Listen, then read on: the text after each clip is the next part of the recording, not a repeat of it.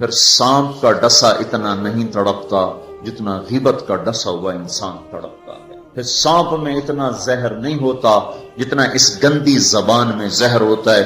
شیر کا پنجہ اتنا نہیں پھاڑتا جتنا یہ 2.5 انچ کی زبان گوشت کو چیر پھاڑ کے رکھ دیتی ہے.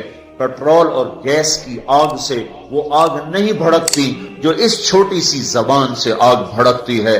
شہروں کے شہر جل رہے ہیں اور اس کے پیچھے بات کیا ہے؟ غیبت. غیبت، گندا بول، گندا بول. ہاں، اگر گھروں کو جنت بنانا ہے غیبت چھوڑ دو. دھن رے دھنیے اپنی دھن، پرائی دھنی کا پاپ نہ پن. تیری روئی میں 4 بنولے، سب سے پہلے ان کو چن. کیا مطلب؟ اوروں کی برائیاں نہ دیکھو، اپنی برائیاں دیکھتے رہو، دیکھتے رہو. اپنی کمیاں دیکھو گے تو اللہ تعالیٰ مرنے سے پہلے توبہ نصیب فرما دے گا اور ساری دنیا تمہیں اچھی نظر آئے گی. اگر اپنی اچھائیاں دیکھو گے اور اوروں کی برائیاں دیکھو گے تو اللہ توبہ کا دروازہ بند کر دے گا. سارا جہان آپ کو برا نظر آئے گا، اپنی ذات آپ کو بڑی اچھی نظر آئے گی اور بڑی قابل تعریف نظر آئے گی.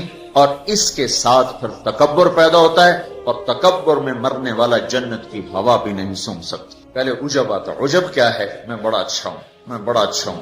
یہ عجب ہے، میں بڑا اچھا ہوں.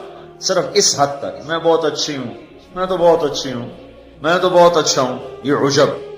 جب عجب کو لگام نہیں دے گا تو اگلا درجہ آئے گا، اگلا درجہ. عجب اور تکبر کی حد ساتھ ساتھ ملی ہوئی ہے. اس لیے بارڈر پر پولیس کھڑی تھی، بارڈر پر فوجیں کھڑی ہوتی. بھائی آپس میں بارڈر مل نہ جائے تو عجب اور تکبر کا بارڈر ملا ہوا ہے. تکبر کیا ہے؟ میں بڑا اچھا، وہ بہت گندا. میں بڑی اچھی، وہ بہت گندی. اپنی اچھائی کے ساتھ جب اگلے کی نفرت پیدا ہو جائے، اگلے کی حقارت پیدا ہو جائے، اس کا چھوٹا ہونا دل میں اتر جائے تو پھر یہ تکبر ہے. تکبر. اور تکبر عزازیل را خار کرد. شیطان نے شرک تو نہیں کیا تھا، تکبر کیا تھا. اگر میں سجدہ نہیں کرتا، اتنی بات تو اس کی ٹھیک ہے کہ مخلوق کو سجدہ نہیں ہوتا، لیکن کیوں نہیں کرتا؟ کہ انا خیر منہ. دو باتیں. اللہ نے زمین آسمان سے کہا میری مانو، ان کا یا اللہ ہم نہیں مانتے. اللہ نے شیطان سے کہا میری مانو، ان کا یا اللہ میں نہیں مانتا.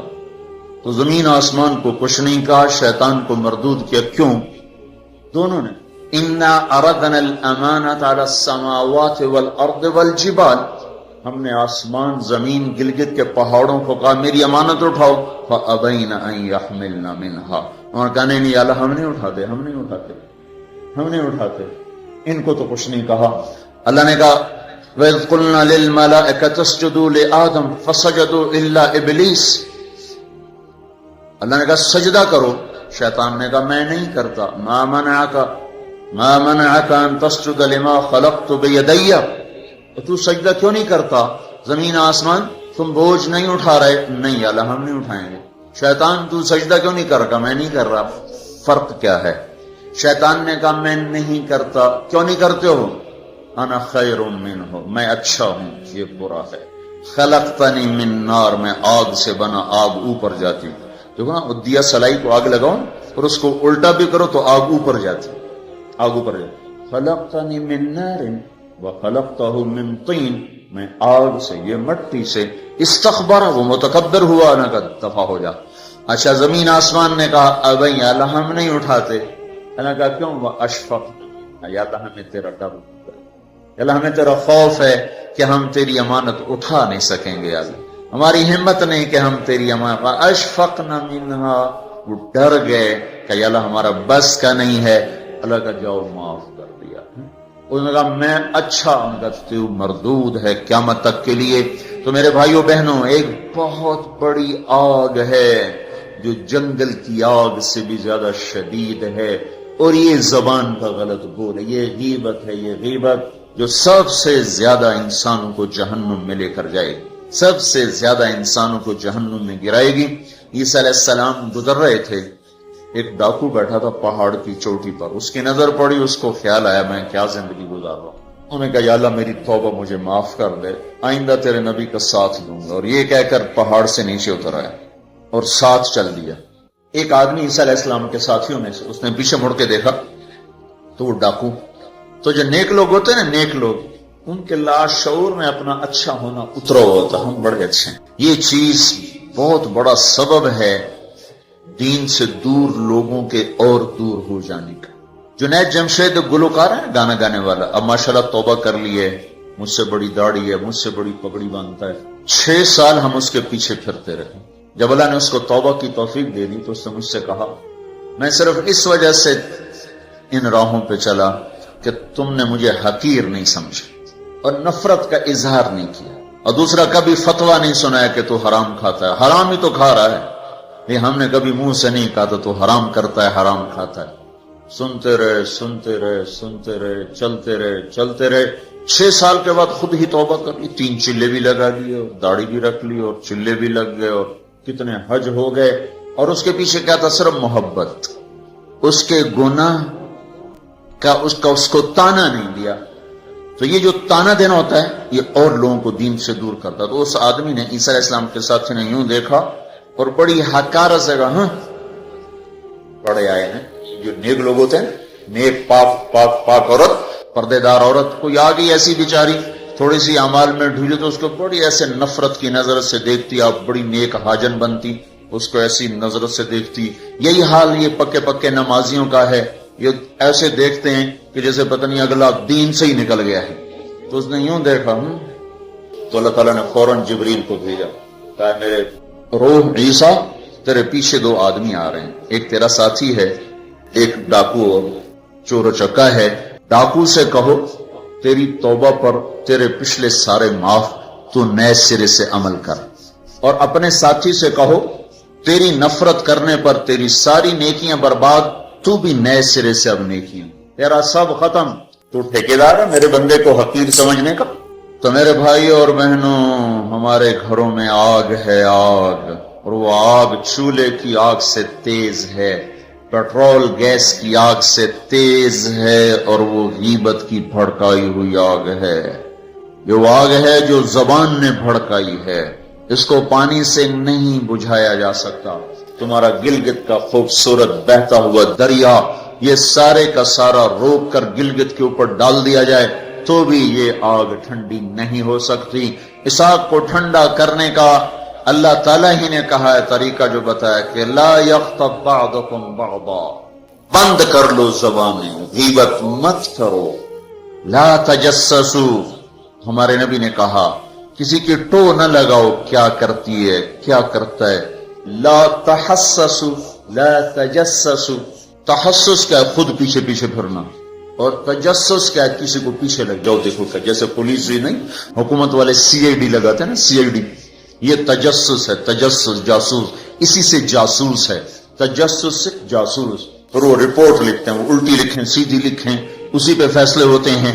تو میرے نبی نے کہا کسی کی ٹو نہ لگاؤ، کسی کی برائیاں نہ دیکھو، برائیوں پہ پردے ڈالو، اچھائیوں کو اچھالو، تو اللہ تمہیں سیدھا جنت کی راہوں پر لے جائے. تو جہنم وہ ہے جس میں مسلمان مرد عورتوں کو ڈالا جائے گا جو نافرمانی کرتے، نماز چھوڑتے مر گئے، سود کھاتے مر گئے، حرام کھاتے مر گئے، رشوت لیتے مر گئے، نماز چھوڑتے مر گئے، روزہ چھوڑتے. ایک اور بتا، یہ گناہ تو عام ہیں، بہنوں کو حق نہیں دیا اور اس کے ساتھ مر گئے. بہنوں کا حق ہے نا باپ کی جائیداد میں، ماں کی جائیداد میں. اگر باپ نے 3 روپے چھوڑے ہیں، ایک بھائی 2 بہنیں ہیں، 2 روپے ایک بھائی کو ملے اور آدھا آدھا ان کو ملے گا، تو کیا ہوا بھائی؟ ادھر کیا ہوتا ہے؟ سارا حق بھائی دبا کے بیٹھ جاتا، سارا حق بھائی نے دبایا. اور بھائی کیا ہوا؟ کہا جی ہمارا رواج کوئی نہیں. اچھا قرآن تو کہتا ہے للذکر مثل حظ الانثیین، 2 بیٹیوں کے برابر ایک بیٹے کا حصہ ہے. 1 روپیہ بیٹی کو ملا، 2 روپے بیٹے کو ملے، 8 آنے بیٹی کو ملے، 1 روپیہ بیٹے کو ملے گا. پر اللہ تبارک و تعالیٰ نے عورت کا حق پہلے بتایا، مرد کا حق بعد میں بتایا. للذکر مثل حظ الانثیین، للذکر مثل حظ الانثیین. اور یہاں ساری گلگت کی وادی بہنوں کا حق کھا جاتی ہے، اور کوئی کہتا بھی نہیں کہ حرام ہو گیا. تو رشوت کھائے تو کہتے رشوت کھاتا ہے، کوئی سود کھائے کہتے بڑا مجرم ہے سود کھاتا ہے، کوئی ڈاکہ ڈالے تو کہتے بڑا ظالم ہے ڈاکے مارتا ہے. سارے گلگت والوں نے بہنوں کے حق پہ ڈاکہ مارا، نہ کوئی مقدمہ ہوا، نہ کوئی فریاد ہوئی، نہ کسی نے ہائے کی. اور کسی بہن نے کچھ مانگ بھی لیا تو الٹا اسے پہ چڑھائی ہو گئی.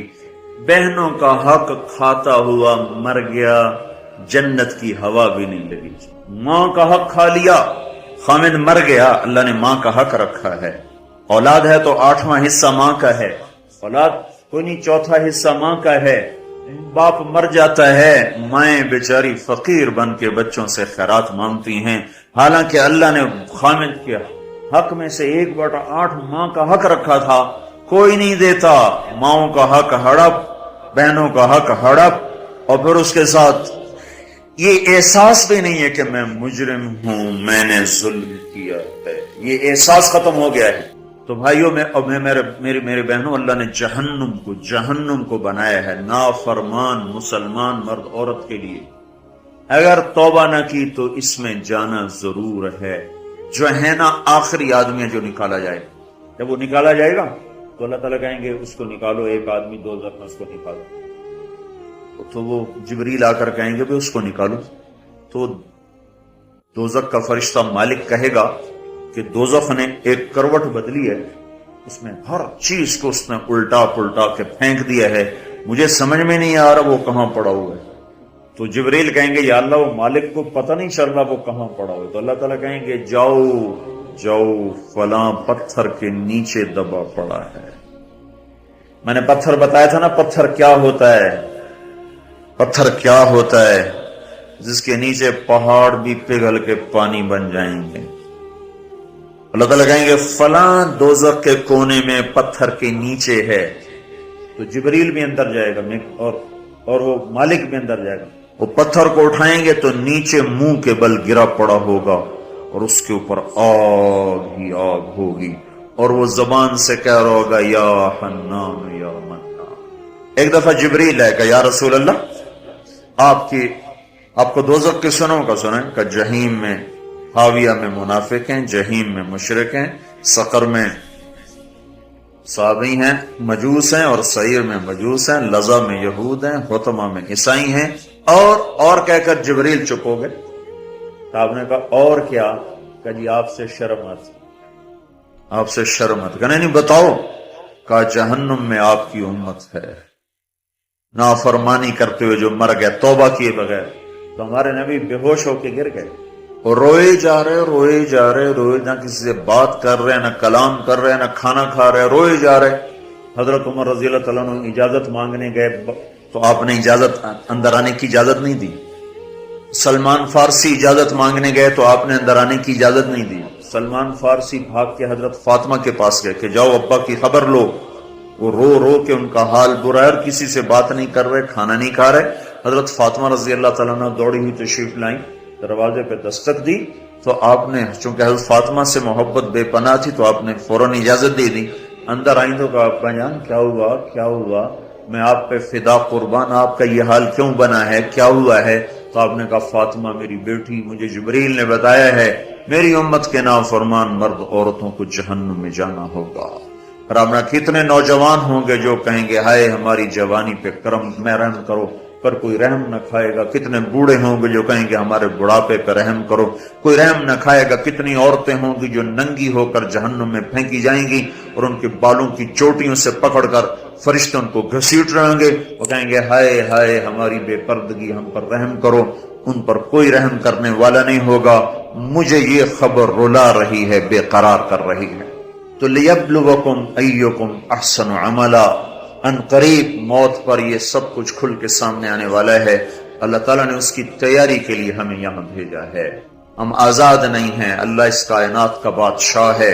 زندگی موت کا نظام بنایا اور عزت اور ذلت کا نظام بنایا، جنت اور جہنم کا نظام بنایا، عرش فرش زمین آسمان چاند تاروں کا نظام بنایا، اور دنیا اور آخرت کی ساری عزتوں تک پہنچانے کے لیے حضرت محمد صلی اللہ تعالی علیہ وسلم کو رہبر بنا کر، ہادی بنا کر، قیامت تک کے آنے والے انسانوں کے لیے رہبری کا طریقہ دے کر آپ نے مدینے مکے کی پہاڑیوں سے آپ کو چاند بنا کے، سورج بنا کے آپ کو طلوع فرمایا. اور پھر قیامت تک کے لیے سورج چمکتا رہے گا، یہ چاند چمکتا رہے گا، نہ یہ گھٹتا ہے اور نہ اس پر کوئی گہن لگتا ہے، نہ اس پر کوئی داغ آتا ہے، نہ اس میں کوئی آگ ہے. آپ ساری دنیا کے مردوں عورتوں کے لیے عزت کا راستہ لے کر آئے، بلندی کا راستہ لے کر آئے، کامیابی کا